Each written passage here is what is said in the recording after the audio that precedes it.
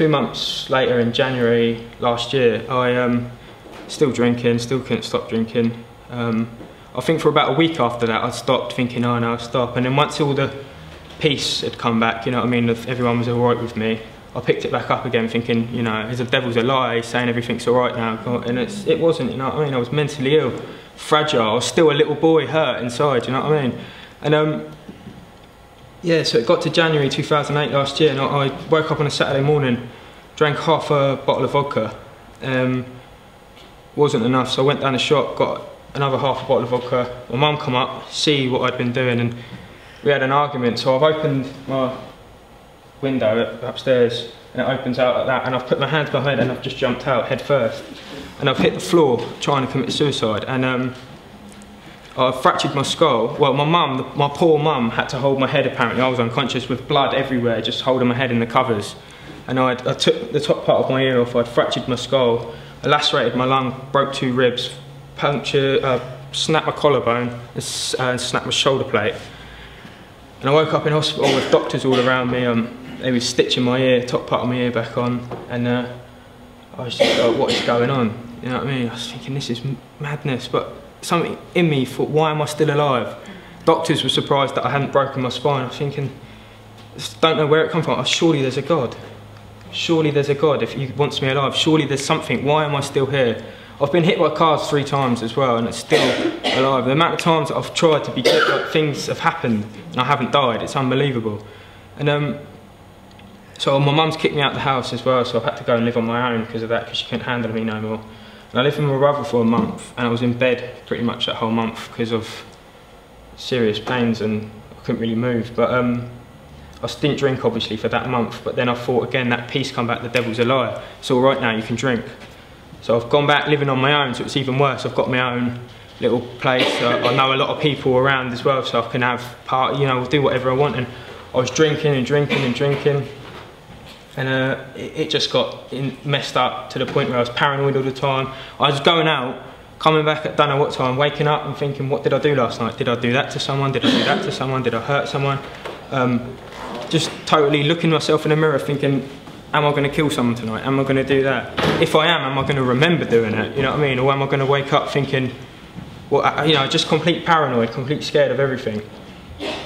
And yeah, it got to November last year, and I was living at a place in North End, which is in the city of Portsmouth, right in the heart of Portsmouth. And I'd gone on a massive binge again Friday night, Saturday, and then right through. And I broke someone's watch. It was like a £565 watch which he gave me to look after, and I'd gone out that day and I'd not paid my rent. I'd drunk my rent money. I'd got into 2 fights. I'd got kicked out of one pub in Portsmouth, and then went round the corner and they barred me from that pub. And I kicked off and I fell over and I smashed my mate's watch. I've lost my phone, and I haven't paid my rent, so I've woke up in the morning completely like messed up. Not sure what to do, just completely scared, freaking out big time. And so paranoid, so scared, never felt so lonely in all my life. Never felt so worried in all my life. You know, anxiety was at a high, I just felt sick. Now, if you've ever had a dream when you wake up and you know it's a nightmare and you think you have that relief, it's like, wow, that was a nightmare. Well, it was the opposite. I was waking up thinking, oh, it wasn't a nightmare, it's reality. And I have to go back to sleep hoping it would be, and it wasn't. For a day, I was like the whole Sunday.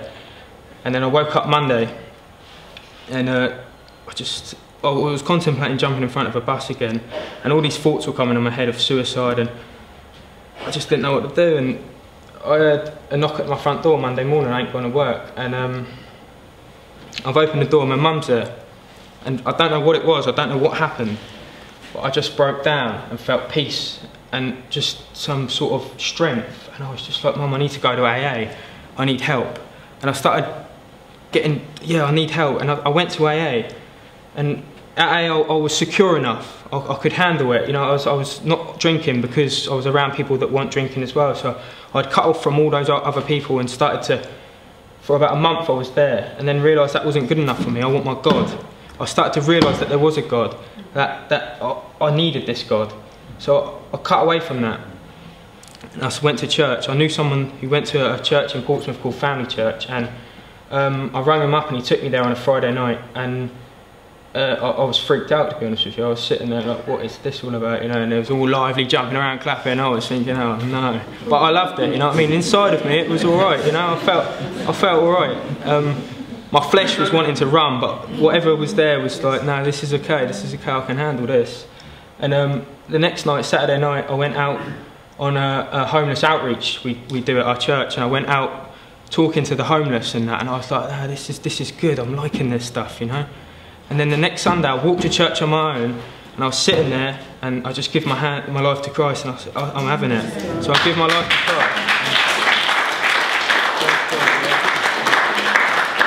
And from that point on, that very second I gave my life to Christ, my addictions stopped. I never thought about them, they never come into my mind, they were gone.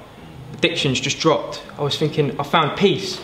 I found like there are no voices in my head. It was all clear, quiet. I could sleep at night and wake up in comfort, safety. I was secure in God. And I was just like, man, this is awesome. I was like, this is so awesome. And I got baptised in April. 2 months later, I got baptised. I got out of the baptism water, snapped my cigarettes, never smoked again. I was like, this is awesome. It was just getting better and better and better.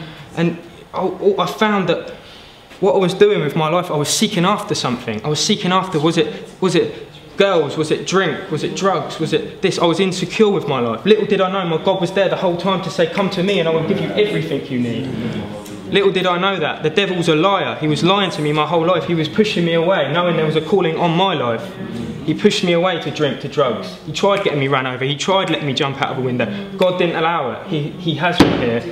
And it's just getting better, you know. And it says in the Bible, keep on seeking and you shall find. And I seeked and I did find. And we all shall find, you know what I mean? And it's just been a roller coaster of a ride, you know. And I'm not saying it's been easy sometimes. It was a year ago, 2 weeks, that I gave up alcohol. The alcohol was taken away from me. And a week before that, I had the hardest time of my life. The devil was lying to me. He was torturing me, he was tempting me, he was this, he was that. And I was thinking, what is going on?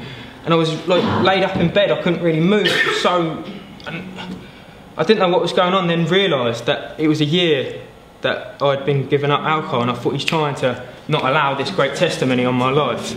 I thought, I'm not having that, I'm not standing for that. So I got up and I went to church on that Sunday and I said, I've been giving up a year, and everyone praised and we've glorified God because of it.